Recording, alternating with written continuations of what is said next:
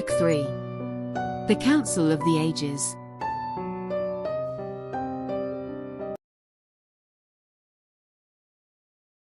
Chapter 8. Part 2. The great magician said goodbye briefly. He had a lot of work to do tonight.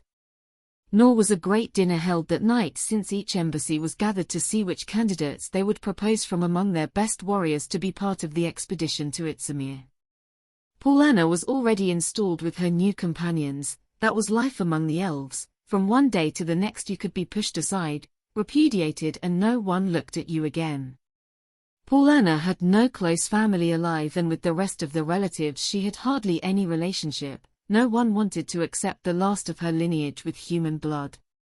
His death would be considered a purification by the family before the rest of Bordalania. The elf took a seat next to a dwarf with a deformed face, ate with the group, but did not speak anything during the whole dinner. She was very self-conscious, since she was having dinner with the same people with whom she had fought yesterday. And there was Aris, who had fought against him in the heroic defense of Tortanel. Everything was so strange. It didn't look like the monster the Elven Chronicles said. At dinner they spoke of nothing that would attract the elf's attention. They were all sparing in words, except that they had to inform the decision of the Council of Mags to a person named Deboke, who should be the one who led the company of mercenaries, the elf supposed. Agnorak ate quietly without lifting his head, seemed immersed in his thoughts, and made no comment during dinner, apart from a few grunts. When they finished dinner they went out to the garden that was next to their chambers, and from which they had a good view of the waterfall of creation and the kingdom of Bordalania, a rosary of lights that bathed the floor of the houses of the elves, rivaling the stars. Tomorrow would be one of his last days in Bordalania. Then they should prepare the return to Almera. Aris reminded everyone of the need to stay out of it and not have any conflict. They already had enough problems. They woke up the next morning at dawn and had breakfast quickly, since this time they were all summoned to the council, since they would all be named to be part of the expedition that would leave for Itzamir. The last meeting of the Council of the Ages would be held in the Creation Hall, demonstrating the importance of this meeting for the future of Shanaris. The great hall was packed. On the majestic throne was the great king sitting presiding over the meeting, next to him the magician Ferdinand, who acted as master of ceremonies. Well, we are gathered here to name the chosen ones who will have the mission of ending the threat of the demons of the Black Abyss. Before announcing the members of the expedition, we have to say that it has been a difficult decision. All kingdoms have offered their best warriors. But we're not going to send them all, though, as there is only one vessel capable of navigating the treacherous waters of Itzamir, and it has just enough room for about 20 warriors. Once Ferdinand's introduction was over, the first to join was the great king of Bordalania to announce the first two heroes of the council. I, a Mistral 18, as king of Bordalania, offer to the council my two most precious warriors, the great knights, Inrich and Ziranak.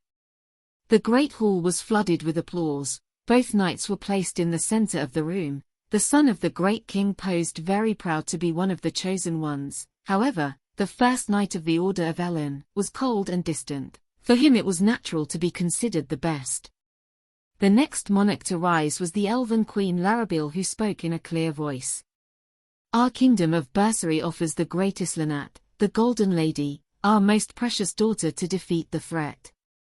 Applause as the great elf warrior stood beside her two comrades in arms, who paled before her.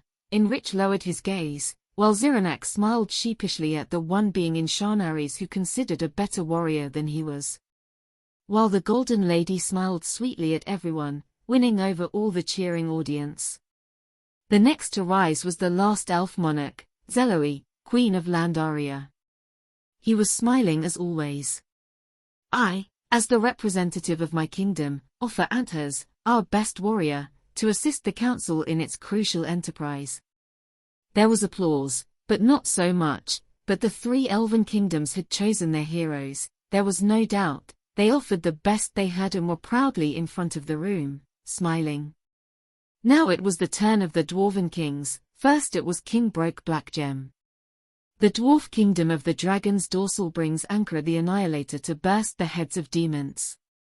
The dwarf warrior silently placed himself next to the rest of his companions. Loud applause except Tanya, who stayed with her arms crossed.